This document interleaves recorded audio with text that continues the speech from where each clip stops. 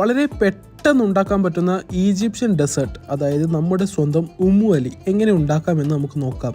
അപ്പോൾ ആദ്യം തന്നെ ബ്രെഡ് എടുത്ത് ചെറിയ കഷ്ണങ്ങളാക്കി കട്ട് ചെയ്തിട്ട് ഒരു ബൗളിലേക്ക് ഇടുക. ശേഷം അതിലേക്ക് കുറച്ച് നട്ട്സ് ഇടുക. ഈ നട്ട്സ് ഇടണമെന്ന് ഒരു നിർബന്ധവുമില്ല, നിങ്ങൾക്ക് ഇഷ്ടമുണ്ടെങ്കിൽ മാത്രം ഇട്ടാൽ മതി. അങ്ങനെ നട്ട്സ് ഒക്കെ ഇട്ടതിന് ശേഷം ഈ ഒരു പാത്രം മാറ്റി വെക്കുക. ശേഷം വേറൊരു പാത്രം എടുത്ത് അതിലേക്ക് കുറച്ച് കണ്ടൻസ്ഡ് മിൽക്കും അതേപോലെ തന്നെ സാധാ പാലും ഒരു കഷ്ണം നമ്മുടെ പട്ടയും കൂടി ഇട്ട് നല്ലോണം മിക്സ് ചെയ്യുക. ഇത് മിക്സ് ചെയ്തതിന് ശേഷം മാത്രമാണ് ഫ്ലെയിം ഓണാക്കാൻ പാടുള്ളൂ.